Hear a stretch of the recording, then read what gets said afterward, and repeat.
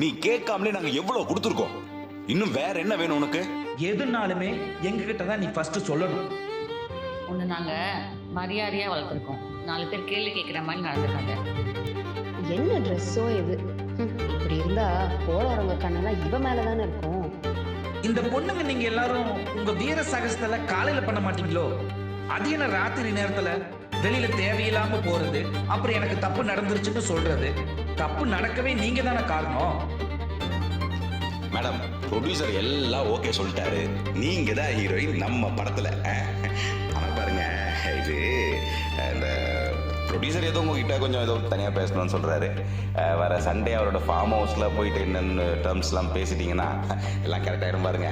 என்ன heroine madam, farm house. அவன் தான் சிரித்து சிரித்து ஃப்ளோட் பண்ணுற மாதிரி பேசுகிறான்.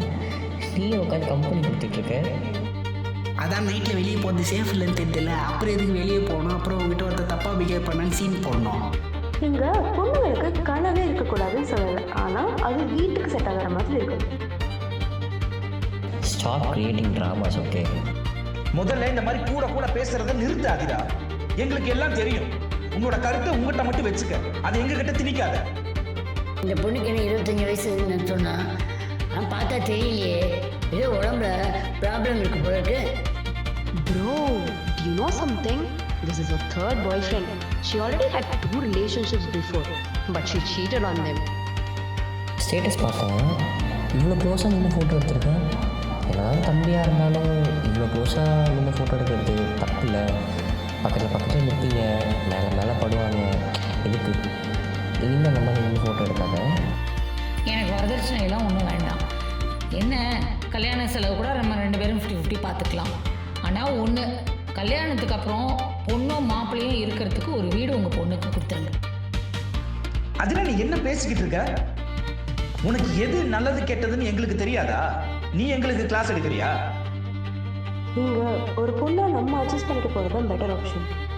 என்னடி வேலைக்கு போடுற திமுறா? ஒழுங்கா வீட்டுக்கு அடங்கி இருக்க பாரு. பொண்ணுன்னா 4 வேலை இழுத்து போட்டு செய்ய வேணாமா?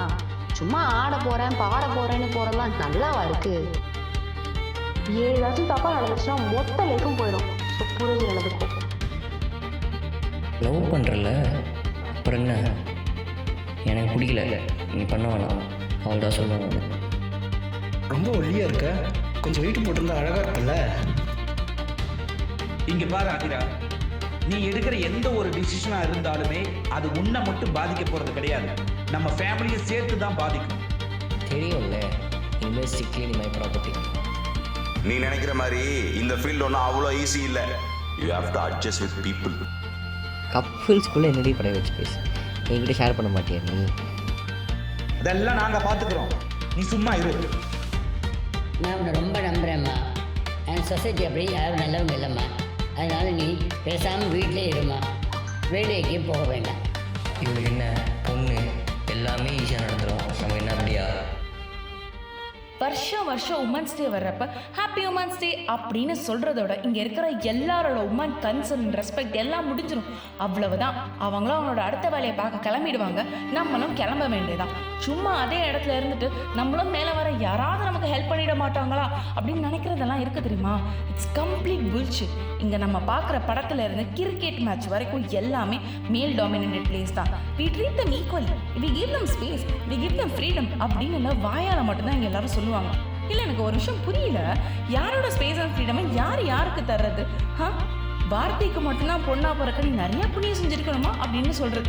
ஆனால் நிஜத்தில் பார்த்தேன்னு வச்சுக்கோங்க, என்ன பாவம் பண்ணோன்னு தெரில, பொண்ணா பிறந்திருக்கும். இவங்க நினைக்கிற மாதிரி சொல்கிற மாதிரி நம்ம நடந்துக்கிட்டால் மட்டும்தான் நம்ம இங்கே நல்லவங்க. இங்கே எதையும் நம்மளால் மாற்ற முடியாது. பட் ஸ்டில் என்ன பண்ணுறது, பிறந்துட்டோம், வாழ்ந்து தானே ஆகணும். நீங்கள் எல்லாரும் அட்ஜஸ்ட் பண்ணி அக்செப்ட் பண்ணி வாழ்ந்துட்டு தான் இருக்காங்க. இதெல்லாம் விட்டுட்டு புரட்சி பண்ணி ஜெயிக்கலாம்னு நினைக்கிறதெல்லாம் இருக்குது தெரியுமா? அது வேஸ்ட்டு. நம்ம என்ன சொன்னாலும் என்ன செஞ்சாலும் இங்கே யாரும் நம்மளை எதுவும் புரிஞ்சிக்கவே போகிறது கிடையாது. அடிமையாக வாழ்ந்தே இங்கே பல பேர் பழகிட்டாங்க, அடிமையாக நம்மளை வச்சே இங்கே பல பேர் இருந்துட்டாங்க. பிரிட்டிஷ்காரன் கூட நம்ம நாட்டை 200 வருஷமாக தான் ஆண்டான். ஆனால் இவங்க நம்ம எல்லாரும் 5000 வருஷமாக அடிமையாக தான் வச்சுட்டு இருக்காரு. 200 வருஷம் ஆண்ட அவன்கிட்டேருந்து காப்பாற்ற மகாத்மா, நேதாஜி, போஸுன்னு இத்தனை பேருக்கு மேலே வந்தாங்க. ஆனால் 5000 வருஷமாக அடிமையாக இருக்கிற நம்மளை காப்பாற்ற யாராவது வந்தாங்கன்னு பார்த்தியா?